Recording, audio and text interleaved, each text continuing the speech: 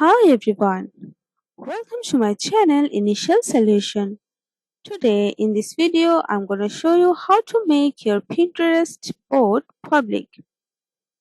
So go for your Pinterest account and go for your profile. Now choose the board which what you wanna public. So this board of mine is now private. So go for this and click on this three dot option here and go for edit board and scroll down a little bit and you can see here keep this board secret. So you have to just check it out and click on done.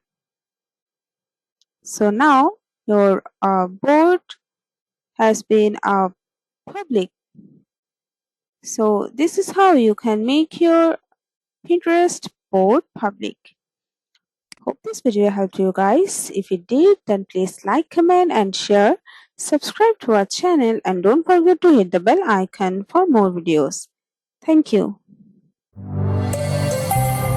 This video is sponsored by Zerosoft. Zerosoft offers graphic design, UI UX design, digital marketing, and web development. Elevate your brand with Zerosoft today. For more details, check the description box.